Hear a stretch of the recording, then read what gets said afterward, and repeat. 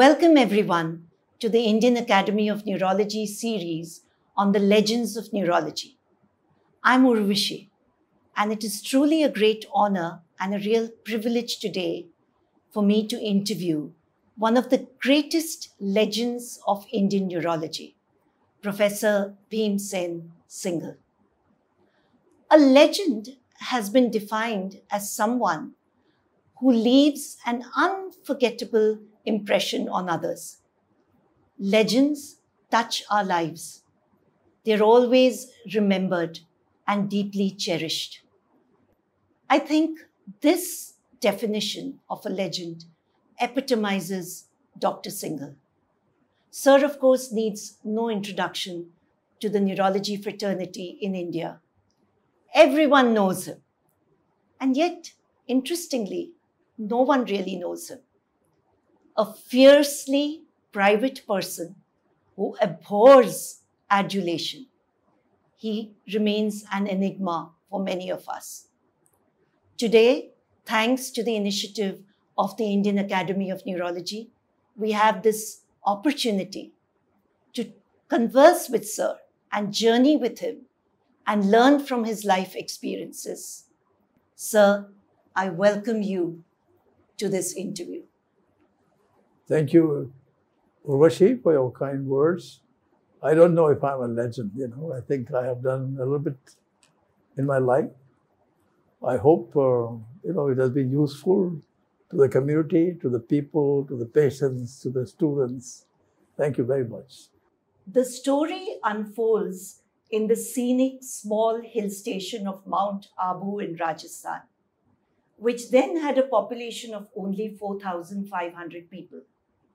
Sir was the youngest of 4 children, and he has often recalled having a very carefree, simple, and happy childhood of roaming in open spaces, by the lake, trekking in the mountains. And in his own words, there was such a joy of living in a small town where everyone knew everyone. He lost his father at a very young age of 7 years, but has often reminisced about the memories of his father's kindness and generosity. A strong, caring, supportive mother nurtured his dreams, and a loving elder brother always stood right beside him. Sir, our upbringing does influence the way we become when we are older, the value systems given by the family, how they have brought us up. So can you share about this phase of your life, your mother, your family, and how that has influenced in making you who you are today? Well, she had a very happy childhood. I don't have many recollections of my father because I was very young when he died, but I do remember a few things. One is that he would take me to the company garden to take some fruits, basically to give away to his friends and relatives. He was a contractor, Mount Abu is where their palaces are. But I do remember him sitting down along with the workers on the same ground with no distinction at all and feeling them as if they are part of the family. And my mother, she was not very literate. The only thing she learned later on was to read a bit of Ramayana. But all the same, she would be, very kind. She could have been very possessive and not allowed me to pursue the studies and go away from Mount Abu. She allowed me to do whatever I wanted to do. And my brother was very, very loving indeed. I think every time I would return from the college home, he would be waiting for me. And even in the last days when he was literally suffering from PSP and about to die, when I reached home, he opened the eyes and said, "Bhim has come." That shows, how loving my family was. So you were very fortunate in having an extremely supportive, caring, loving family who were always there for you. And also you learned this generosity of spirit, which we see in you even today, was from that family and those early childhood days. Indeed, Urvashi, very, very true. From the protected warmth and care of a loving family, Dr. Singhal stepped out to begin school in a simple municipal school, the Sir Walter School, he found dedicated teachers who imparted much more than just subject knowledge. The school inculcated a sense of social service and encouraged the students to visit patients at the Adam Memorial Hospital, which was right across the school. Sir, I'm really intrigued with this about you visiting a hospital across your school. When you visited that hospital on a regular basis, do you think that in any way that influenced your decision to take up medicine later on? Very much. This was one aspect. The school was just across, and during the interval, we'll just go along, try and help the patients. And as far as the hospital was concerned, it was very clean. And the doctors were very, very committed. They were LCPS, licensed doctors. But I think they really cared for the patients immensely. That really helped me to take a decision. Besides, as you know, there were only 3 avenues at that time. You could take the administrative service, you could become an engineer, or you could become a doctor. And there was nobody in my family who was a doctor. And therefore, I think a natural choice, impressed completely by the doctors caring for the patients in that hospital, plus support from the family, I think I chose to become a doctor. Sir, I hear you use this word, care for the patient, compassion for the patients, and we see that in you again and again, your commitment to patients. So I think this influence in your early childhood was quite an important one of seeing doctors of that caliber and their compassion for patients. Indeed, indeed, very much so. I think if you don't care for the patient, you really are not a doctor. Sir, you were a topper in school and even subsequently winning scholarships and had huge achievements as far as academics is concerned. But yet you've shared with me that somehow when you had to get that admission into grant medical colleges, there were some interesting challenges which came up. So would you like to tell us that story? I'll tell you, Urvashi. First, I could not appear for the high school examination because I developed chicken pox and I had epistaxis. So instead of losing 1 year and doing nothing, I joined the Lawrence School, which was an English medium school, to do the senior Cambridge. Did both the exams, got a little bit of a scholarship. My examination result was not declared by the Rajasthan University because they thought I appeared as a private candidate. And they wondered as to why this person should get such a good mark. So I had to go to Jaipur to appear in the Rajasthan University to write a note that why is my result held up, and my result was declared. But then the difficulty arose about the admission. Rajasthan University was giving me admission to the SMS Medical College, Jaipur. But Mount Abu was in Bombay state at that time.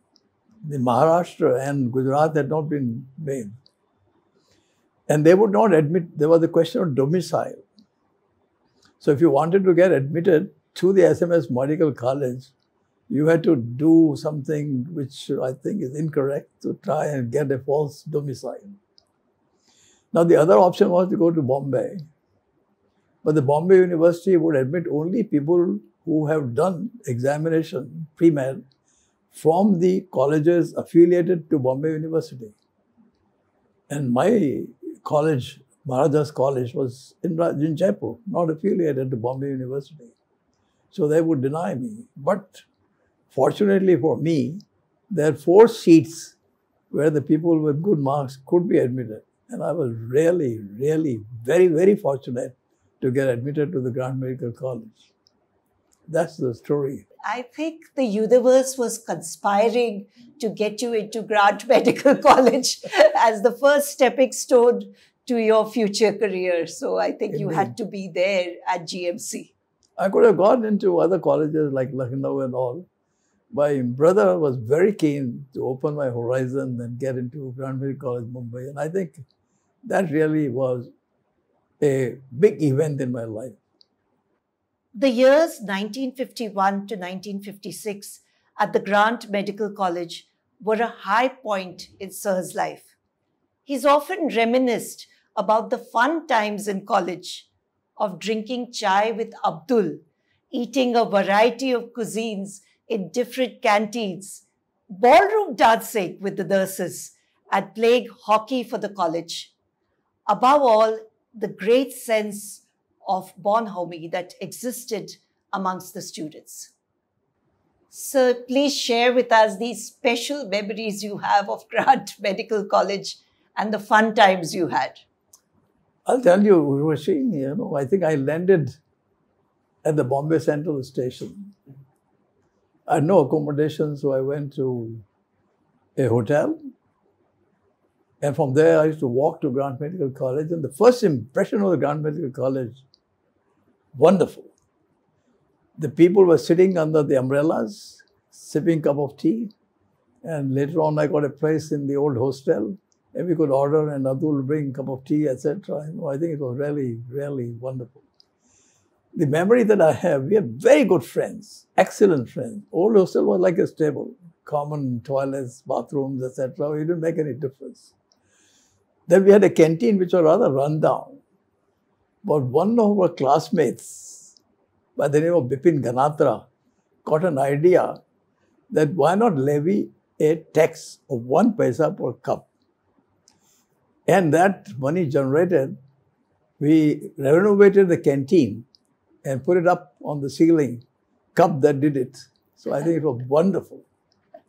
Another memory that I have, of course, is that I had a classmate, many of the people staying in the Grant Medical were chronic.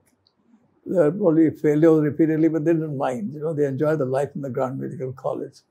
And one such person had bought a motorcycle from the Chor Bazaar. And he was all the time repairing. It was noisy, but I thought, well, you got to tolerate it. We had the trams running also in those days. That was also noisy, but never mind. One day the motorcycle was ready. And he came and said, come and have a ride. I said, sure. So I said, it was monsoon time.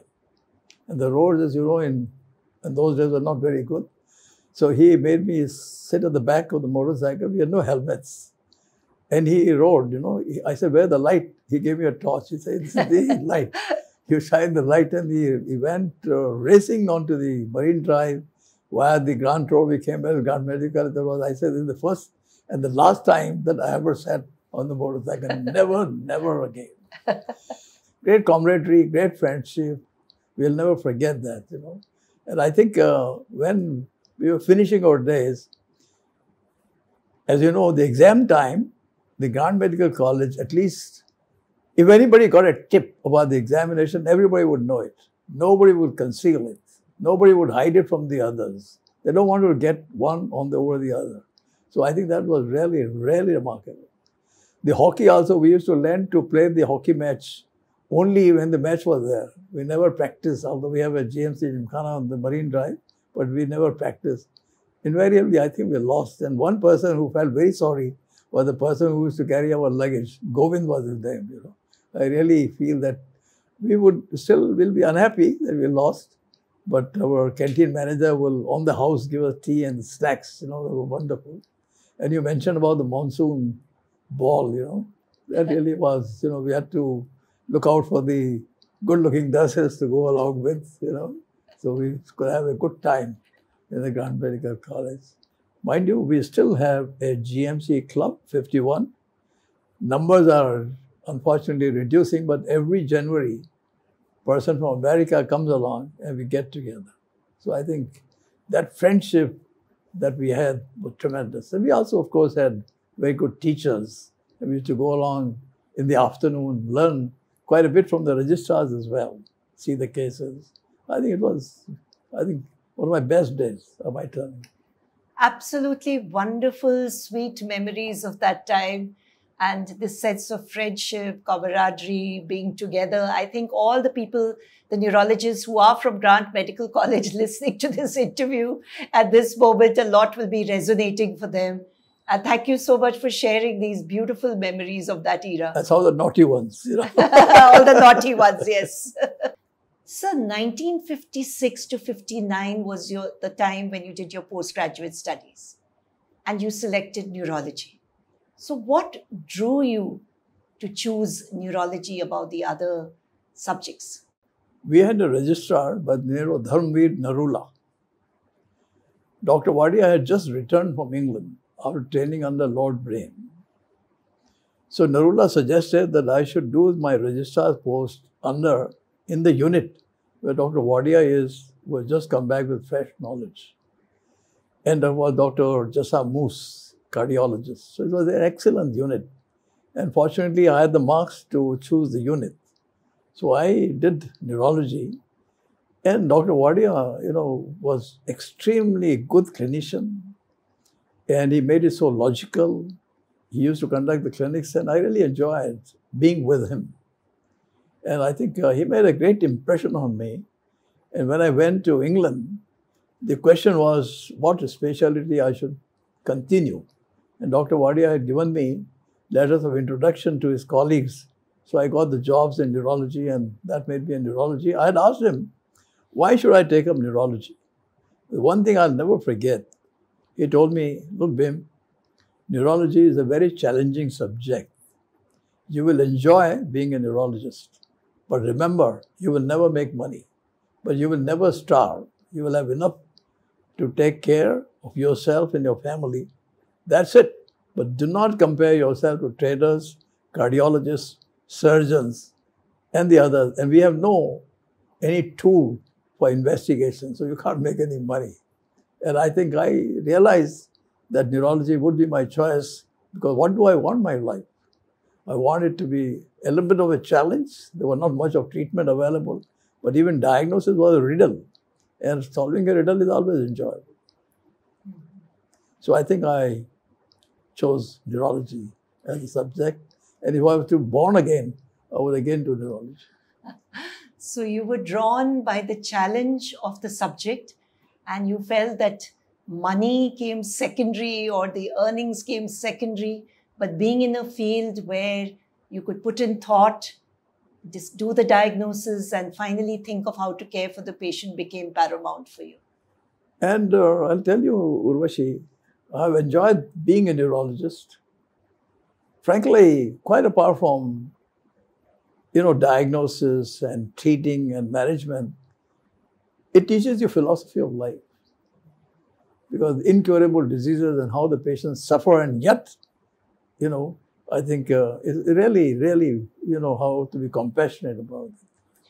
Very interesting topic. So in that background of nihilism, you can still find hope and light. Absolutely. In 1959, Dr. Singhal embarked on his journey of training abroad. Months of travel in a ship to arrive in London and finally joining the prestigious University College of London. He obtained his MRCP at Edinburgh in 1960 and MRCP from London in 1961. He was made a Fellow of the Royal College of Edinburgh in 1973 and the Fellow of the Royal College of London in 1985.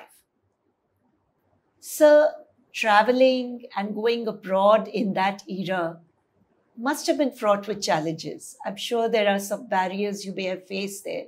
But I also want to know about what was that experience of learning abroad there, and what are the fond memories you carry of that phase in your life? I'll tell you all. First, the challenges. I had no money. I didn't want to take any money from my brother. But my people supported me. In fact, I got a R.D. Setna scholarship, loan scholarship. And my teacher, Dr. Moose, helped me get a scholarship of 1,000 rupees from central bank person, whom he knew. That price was not much to travel.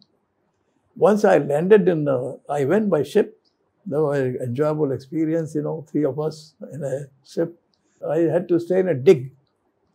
I think that was near the Queen Square, the University College. 7 days I spent. Difficult time.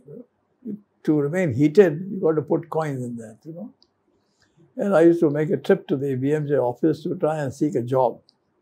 So the first job that I got was in a geriatric hospital near London Hospital.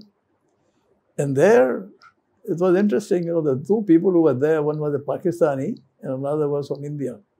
He said, the first place you should leave is to get out of this place because you're too comfortable. You'll get the money, you'll be looked after, but that's what you don't want. So I left the job and went to do a house job in a peripheral college, peripheral hospital. And from there on, I got a job in a neurosurgical hospital, in Brook Hospital, where I told the people that, look, I don't want to enter the theater. I don't want to wear a green clothes and a cap and a mask, I'll work on the wards, and they allowed me. So I worked for 6 months in neurosurgery, appear for the examination of the MRC in Edinburgh. And then by that time, a job had fallen, and Dr. Wadia had given me a letter of introduction. So I got a job at the Maida Vale Hospital, London, which was attached to the Institute of Neurology, Queen Square. They're all called a University College hospitals. So I had a very, very enjoyable time being there. When I landed, it was October. It was very sunny, beautiful. And I think experience in living in London is always a very memorable one, and particularly if you're working in a hospital. Christmas time is a wonderful, gay time. Doing studies and learning from the teachers is wonderful. And passing, as you know, London membership examination always was difficult. You got to appear for the theory. If you do well, you get a letter whether you can appear for the pathology examination. And only if you do well, then you get the letter to appear in the final examination. So every time you got the envelope, you had the quivering hands to open the letter, whether you're allowed or not. And when I got through the examination, we had to write a check, to become a member of the college. And I must have written 6 checks, and torn it off before I could really write a check for the college. I think it was really a traveling time to appear for the exam. Things are different now. Things are a little easier. But I think that time was really difficult. But learning was a great experience from the great teachers, and to learn from the masters of neurology. As you know, Queen Square is called a Mecca of neurology. So I feel to be there and to see them and to feel them, to shake hands with them and to meet them on social occasions, a great memorable experience. And I have to be very grateful to Dr. Wadia, who introduced me to neurology, my mentor, who really is the architect of my life. Sir, I'm struck by the fact that you talked about the challenges, not having money, struggling with many things, but yet whenever you speak of an experience, you bring out the best parts of it. You talk about how you learned, your gratefulness, your gratitude to the masters who taught you, the beautiful weather, and you're going around. So I think there's a lot to learn from you, that despite major challenges in life, how we rise above it and still remember the best parts of that phase. So thank you for that sharing, sir. On his return to India in 1962, Dr. Singhal joined as faculty at the JJ Group of Hospitals and the Bombay Hospital. A glorious era of practice and learning began, and also the opportunity to be mentored by the father figure in neurology, Dr. Naushir Wadia. Sir taught at the Grant Medical College and was head of Department of Neurology at the JJ Hospitals and retired in 1991. He was also the head of Department of Neurology and Director of Services at Bombay Hospital, a position that he continues to occupy to date. Sir, please tell us about this phase of your life, your early career phase, and more importantly, if you can share, especially with the young neurologists who are listening, what would you say is the art and science of neurology? A very important question, I think. Neurology is one aspect where you got to really observe the patient, the way the patient walks in. You got the slow, short gait, smooth posture, you know that it's probably Parkinson. You start thinking right from the point that the person is coming in. You also try and understand, many aspects about him. And when he comes and gives you the story, it's very important for the patient to narrate the story. Often you will find that his friends who have not even been around trying to tell the story about the patient. I think one should really put them aside. As important is to listen to the patient first and start thinking from that time only. After all, what do we want to know in neurology? What we want to know is what system is affected. Is it the muscle? Is it the nerve? Is it the central nervous system? We want to know that. Then you know what is the pathology. After all, it can only be either worsening, then it is either degeneration or a tumor, or it can be static, or it can be improving. If it is improving, it can be vascular, or it can be inflammation. So I feel that you start thinking about that right from the beginning, and the story alone will tell you the diagnosis in 80% of the cases. So I think it's very, very important to listen very carefully without interruption. I always tell the students, be Sherlock Holmes.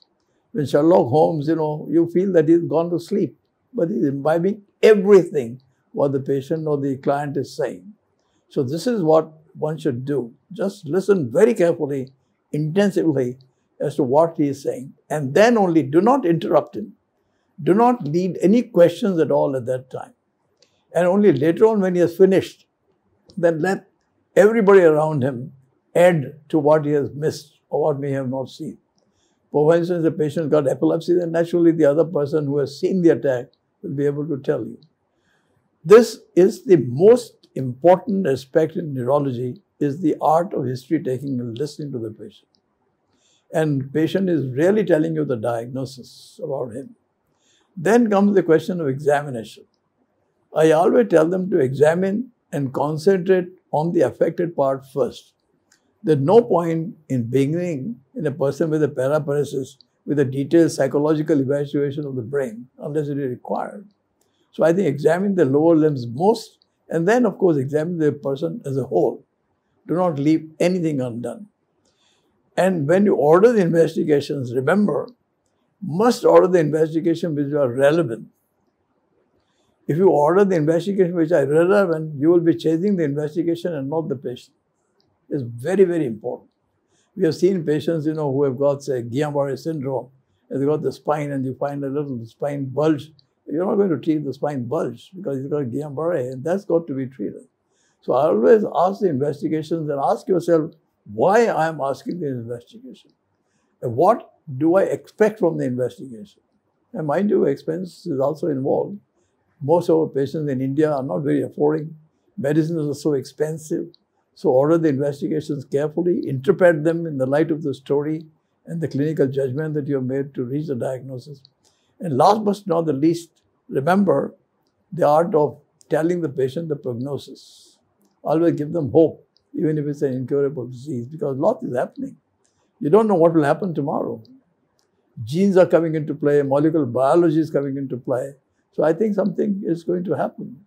And it's better that the patient goes out with some hope. He comes to you to narrate his story and go back with hope. And also remember, prescribe only the essential medications. Each drug is expensive. Sometimes they will take the unnecessary medication and forget to take the essential medicine. So I think be very, very vigilant about it. So care of the holistic medicine is very important. Rational medicine is very important. History taking is very, very important, especially in neurology. And the patient will teach you many things. I think it's really amazing that in this era where there is rushed practice, over-reliance on investigations, that you brought for us today this very important lesson of keeping the patient in the center of the whole diagnosis, management, everything. And not just, of course, there's compassion, but also because there is a science behind it.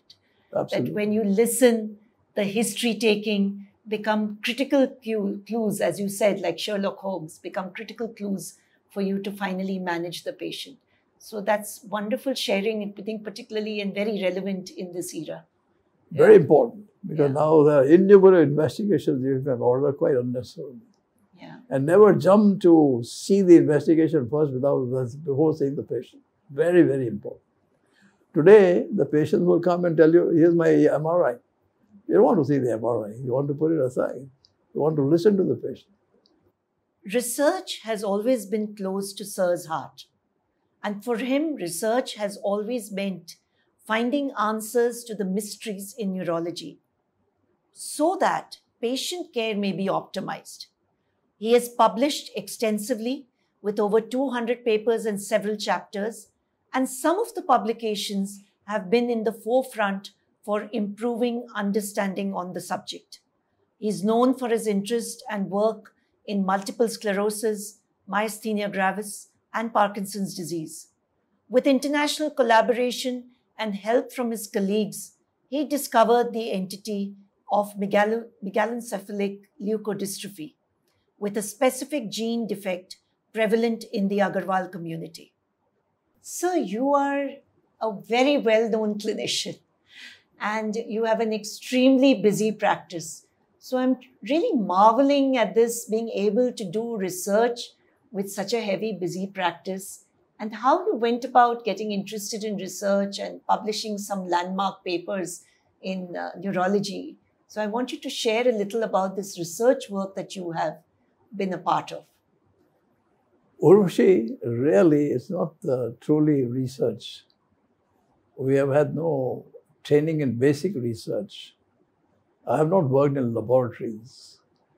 What we have done is basically clinical research, meaning collection of the patients that come to you.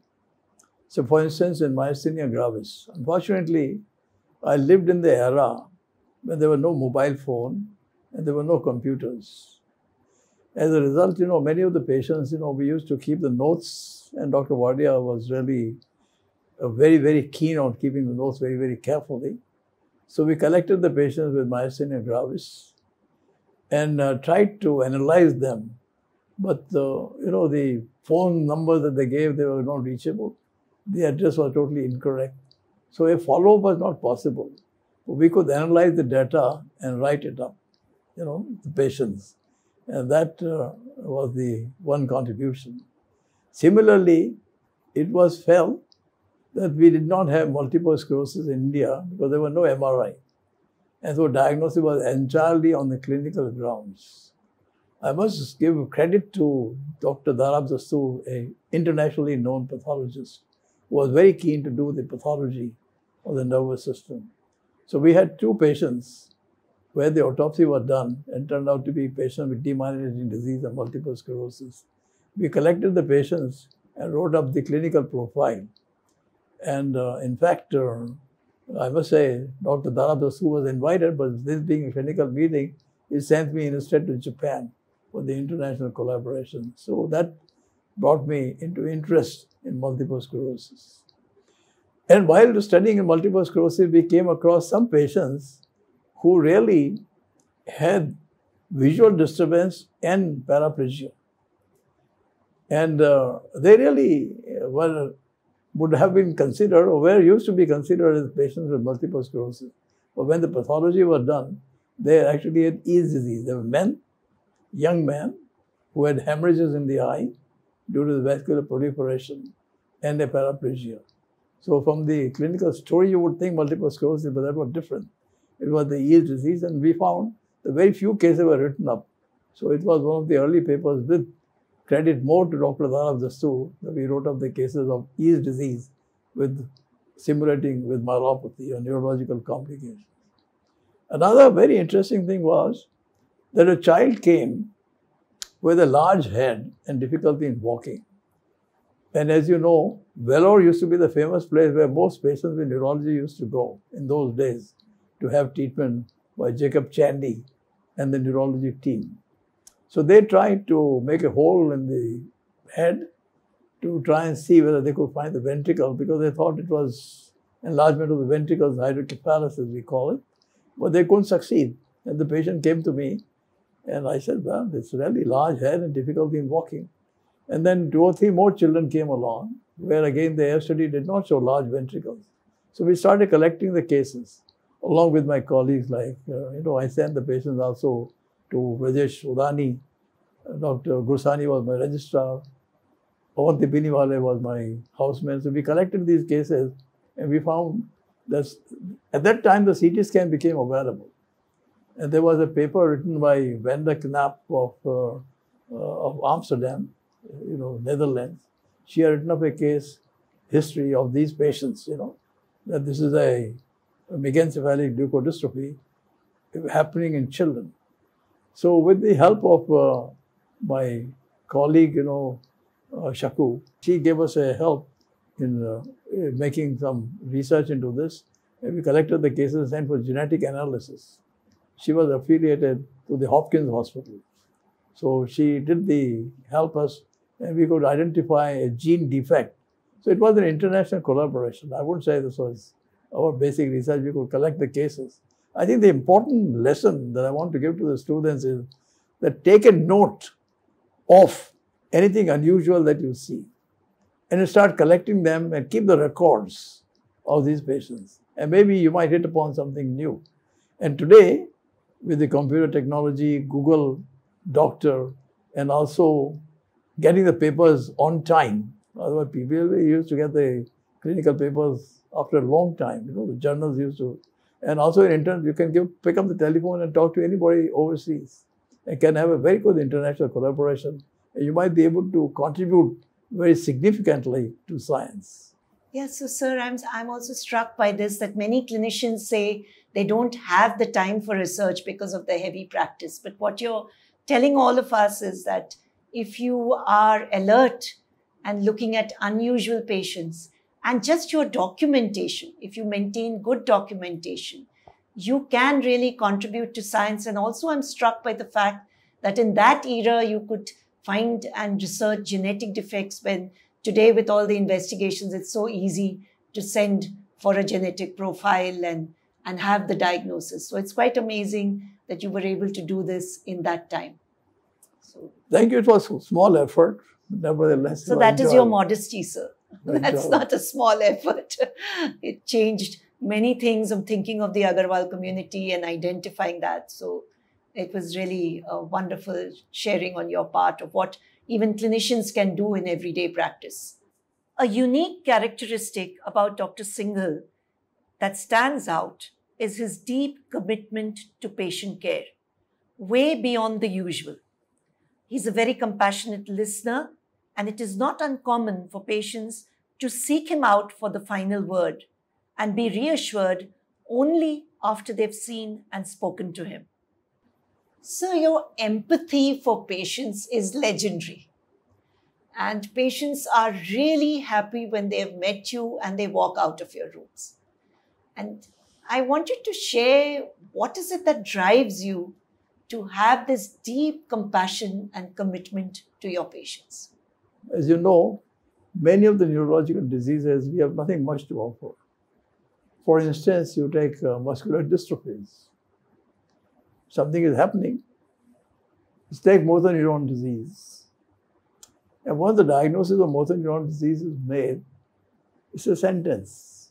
Sooner or later, the person will die. So I think it's extremely, extremely important that when they come to you, one, you have all the time to listen to them, to have, a feeling for a palliative care. Try and see, how you can help and do something. After all, something can be done. And there's always a hope, because sooner or later, I'm sure, some new treatment will be discovered. Maybe it may take a few years, it may take less time, it may take more time, but there's always a hope. And mind you, there are also societies, not so many in India, but abroad, where the people have made groups together to help each other. So I think it's very important to put oneself in the patient's shoes, feel for them, and especially to be a good listener and give them a ray of hope that something will happen. And also, some treatment has to be prescribed, which is available, maybe to slow down the disease, in the hope that some treatment will come which may cure them. And also, there are diseases where I think even the people abroad can raise money and send to help if the cost is too much. But I think the most important thing is to feel for the patient. And at least, that's what they come. And many sometimes I've been referred patients who have been seen by expert neurologists, but perhaps they've been too busy to spend time with them. And they've sent to me, and I really listen to them and feel for them and ask them and tell them to be in touch with me. If something is coming out, then I'll let them know. I think what you said about empathy and standing in someone's shoes, about doing unto others what you would like done to you. So, this aspect of creating hope where there is none is also the duty of a neurologist you brought out, and not just passing that sentence of diagnosis and writing something on the prescription pad, but really creating that hope for them. So Absolutely. Thank you so much for sharing that aspect. Besides being a good doctor, Dr. Singhal has been a brilliant organizer. He's always tried to engage with international groups and to bring Indian neurology onto the world stage, providing opportunities for colleagues to learn best global practices. Starting with his involvement in the first World Neurology Congress held in India, to organizing the World Parkinson's Conference, to the neurology updates, which are held every alternate years since 1996, he has been on the forefront to promote neurology in India. His leadership in many organizations has benefited the field of neurology. He has been the president of the Neurological Society of India in 1986, president of the Indian Epilepsy Association in 2000-2002, member of the World Health Organization Working Group for Multiple Sclerosis and Parkinson's disease, regional director for the World Federation of Neurology, and chairperson of the Asian section of the Movement Disorders Society. Sir, you have organized events like the Neurology Update, where almost every neurologist in the country is there attending these meetings. What are the sentiments or the feelings you've had? You work so hard for each of these conferences. What are the sentiments that drive you to create such meetings for the neurologists in India? Basically, I thought treating one patient is one patient. But it's important really to do something for the patient groups to increase the awareness of neurological diseases. When I returned from England, I think there were hardly few neurologists, and there was no awareness about neurology at all. So with the help of my colleagues, like Dr. Lal Kaka, Dr. Viraj Sanghi, Dr. Khushnuma, we decided that we should do something. So one, of course, is to create the Neurology Foundation. And in that, of course, we have the Neurology Update as the main Vidya event. And that is to bring in all the neurologists from India and have the best of people from overseas to interact with them. Two advantages. One, we get updated with the best of knowledge. And number two is by interacting with the people here, our people get a chance. And many of our Indian students have been able to go overseas by interacting and meeting these people and talking to them during these sessions. So I think it's a great advantage. That's one. Number two, of course, is, many of the illnesses, particularly as the aging population, I think the medicines I prescribe for Parkinson's disease, but the patient is never happy. So I think with the help of my colleagues like Dr. Lal Kaka, we created the Parkinson's Disease and Movement Disorder Foundation. And Urvashi, I have to acknowledge your contribution because we have none at that time to take it forward. So Dr. Urvashi, you gave us Dr. Maria Barreto. What a team that she has built up, that we now have 64 support centers in 25 states in India. And what a tremendous work these people are doing. I'm not doing, but we are just a part of it, maybe. But I think the Maria and her team are doing such tremendous work, increasing the awareness, having, the activities, multidisciplinary, dance, music, physiotherapy, counseling. I think all these have made me very, very happy because when the patients come to us and they remember, and even when, unfortunately, some of the patients who have died, you will find that the relatives will come back and say that these were the best years of his life. So even during the COVID time, I think these people have done extremely well. So thank you, Urvashi. I think these two organizations give me immense pleasure and maybe adding to my life.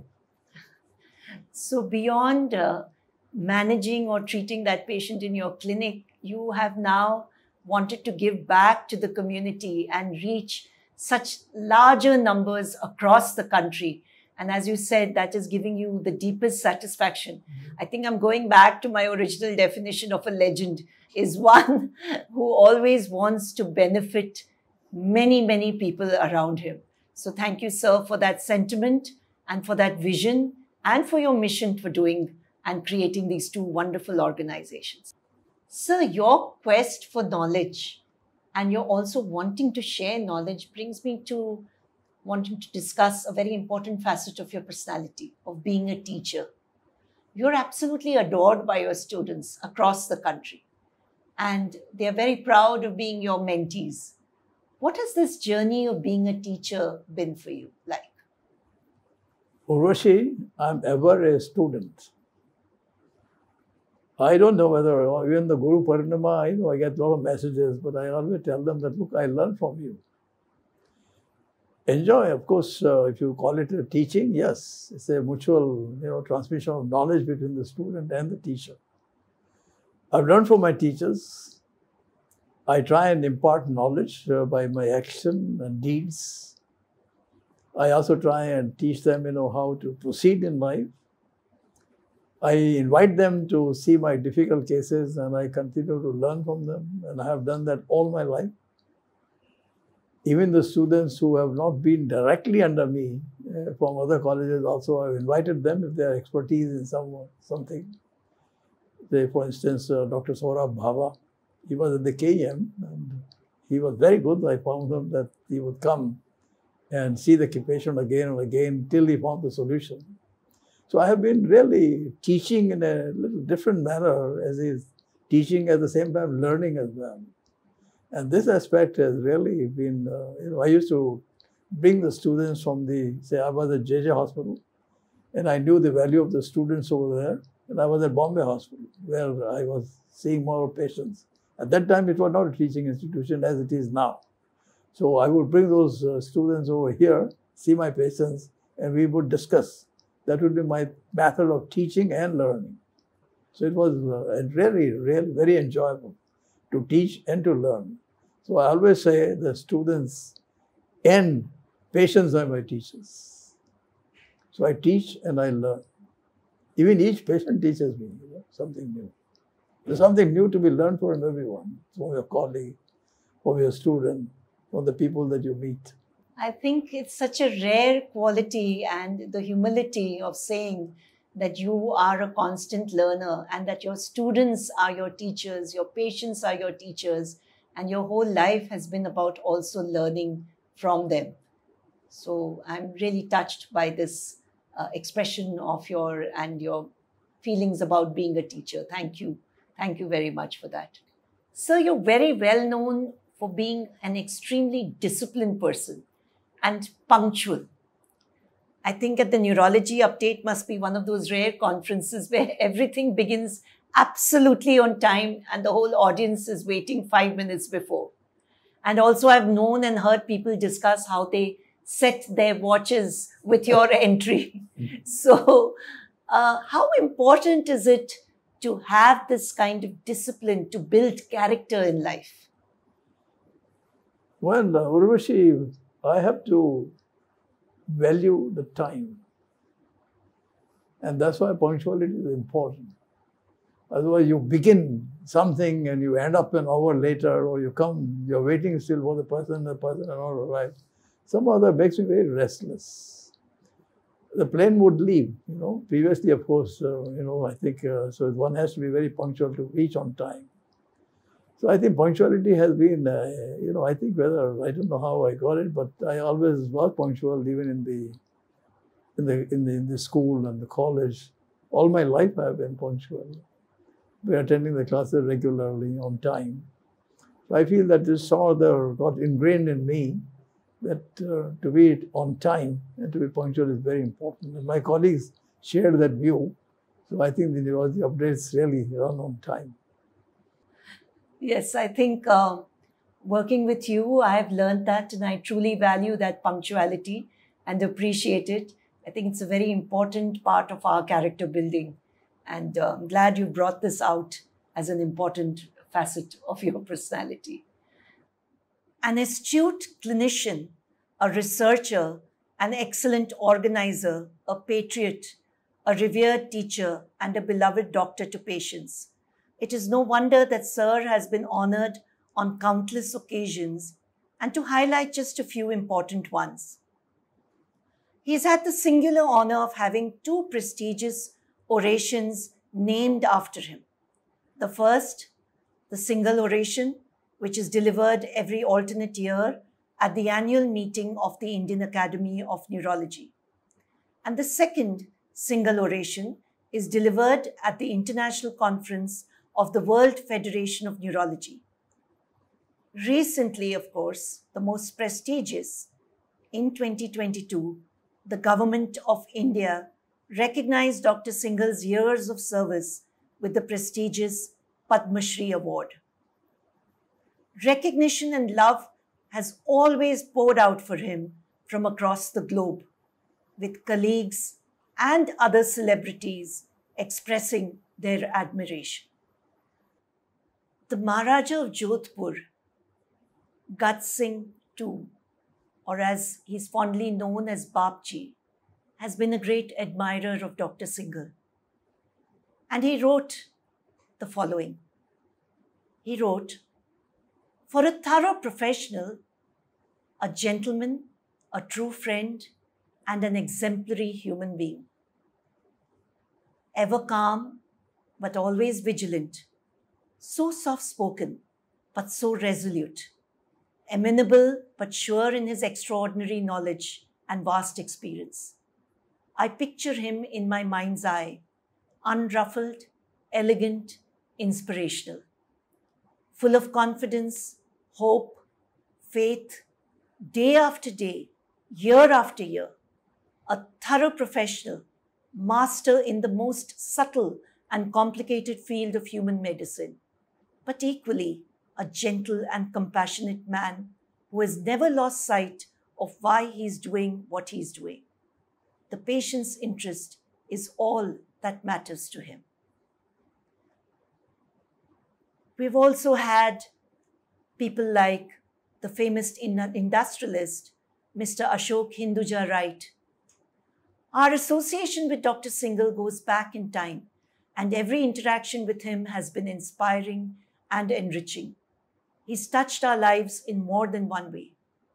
He's a doctor par excellence, whose professional skills, when combined with his human qualities of simplicity, modesty, utmost care towards all patients, and benevolence, make him God's choicest gift to humanity. On many occasions, we have seen his pious nature come forth in his equanimity and charitable activities. He is the epitome of nobility in all his doings. We wish him good health and happiness always." From the world of Bollywood, celebrities like Anupam Kher have written, "Dr. Singhal has cured and touched millions of people's lives. Through our talks and interactions, I got to know that he does some amazing and tireless work with the differently able children and people. It is only a pure soul that can be blessed with the gift of healing others with such an amazing persona. The world always needs more people like Dr. Singhal." So you've met so many celebrities in your life, and there's been an outpouring of love and regard for you. Would you like to say something about this? Urvashi, I heard the sentiments expressed by Babji, Mr. Ashok Hinduja, and Mr. Anupam Kher. I should thank them very much indeed, for all their feeling that they have for me. I don't know if I possess all these qualities. I must say that in my life, I have been extremely lucky, extremely lucky. I have good friends. I learn from everybody, from every person in the walk of life. There's something to be seen and to be admired. And I think I'm extremely grateful, even to the, say, person who is working as a peon. You might use the word peon, but he's an office assistant, actually. I have to learn from him as well, the way he ushers the patient. From the secretary who is there. From the patient himself, the way he comes in, greets you, sits down. I'm also from every person involved in life. I wish that there was peace in the world and there was no quarrel. I sometimes wonder as to why the people quarrel. They should be loving each other, and there's so much to learn from each other. So I think I have been very lucky to be learning and having good people all around me. I sleep very peacefully, extremely peacefully, and I never have any regrets or anything in life. So I think God has been extremely kind to me to have such loving people around me. I wish we could all think like this and be like this, to have a sense of including everyone, no sense of hierarchy, being egalitarian, like really accepting everyone for who they are. And then to have this gratitude to everybody that you're learning from them. I really wish, sir, we could be like you. I learned it from my mother. I mean, from my hometown, there would be milk person, who would come. She would be chatting with her. I would wonder, what she's chatting with them. There would be another teacher's wife, who would come to the house and sit down and have a cup of tea with them, and she's chatting with them. So I think I found that it was quite admirable that there was such peace in Mount Abu. And as you know, there are a lot of people, saints used to come and live in the caves. There was so much to learn from them. So I think I've been very lucky all my life. I wish all people were lucky like myself. I would say you emanate that peace to all of us. So we always say that behind every successful man is a strong woman who supports him. I think Dr. Asha Singhal, a very successful gynecologist, has always stood right next to you. And then you've had children, wonderful children, who are successful doctors themselves, and your son has followed in your footsteps. And now you have grandchildren who are also quite accomplished. So having this wonderful family around you, would you like to share a little about their role in your life? I've been very, very, very lucky. Asha, as you know, has always been a great support to me. She's always stood by my side.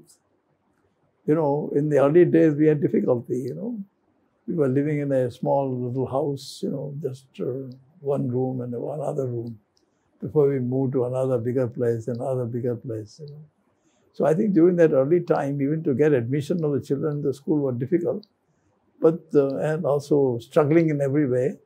But Asha was there with me all the time. And mind you, we saw the children grew in length, not height, because we could not spend much time with them as we were struggling, But yet, the children have shaped well, probably on their own, and they did well in the school and their career, and now they're doing extremely well in the profession. And they really take good care of us. Not a single day when we would not have a call from our daughter, who is now in Chicago, doing work in oncology. And also, we get frequent calls from my son, who is in Boston, extremely busy. And we also have their consorts, who are also equally good, and they're very caring. And the children also, as you rightly said, the grandchildren are doing well. They're well educated. But most important, they're loving and caring. I find that quality in them, that they're also very social, and they're also loving, and they also call us sometimes, So I think I've been very fortunate. I hope most people are fortunate like me to have good friends and associates, to have a good family. I think that positivity in you, that you find everything wonderful. I've been listening through this whole conversation with you, and you've spoken about being fortunate. Sometimes, if I may say on their behalf, I think they've been fortunate in having you as a part of their family. So if you've been thinking, this has been an amazing journey, but where is the fun? Dr. Singhal loves to travel. He did ballroom dancing with the nurses at the Grant Medical College. You heard him say that. He played hockey. He's trekked in his youth. And his special shoes are still on today.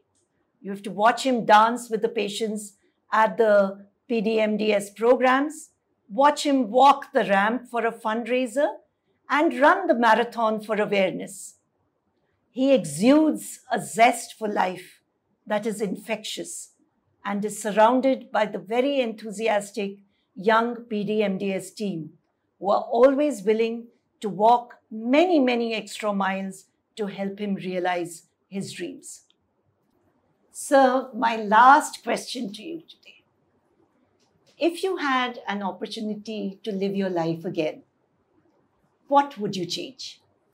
Important question. Frankly, I'm really blessed. I've had a good life, and I would really like to live again the same way. Of course, there would be changes in life because of the newer advances in technology. But nevertheless, I would like to be more social, continue to be more social, feel for the patients, and despite the technological advances, not be governed and ruled by the advances, but be a simple human being, a loving person. And that should be my life again. I'd like to be a neurologist, learn the same philosophy of life, want to give to the others, and have feeling good about it, giving unto others. And, never demand more, never want more, never be greedy, have enough to lead a peaceful life, have enough to eat, and do good things in life. And of course, lastly, Urvashi, I would like to interview you next time. Sir, it has been a real privilege to be able to have this conversation with you. I'm truly grateful. Thank you for sharing your life experiences with us. Thank you very much. Thanks. Our late President Abdul Kalam said, "Dreams are not what you see in your sleep. Dreams are what keep you awake." Dr. Singhal, the Karma Yogi, is always awake with many dreams.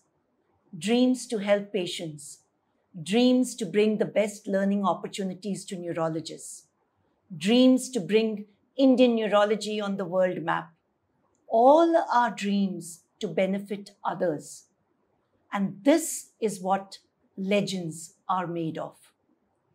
Sir is a very soft-spoken gentleman, and sometimes it's hard to hear his voice. But his words are pearls of wisdom that will echo into the future and will always stay in our heart. I end this interview by leaving you with some of his musings.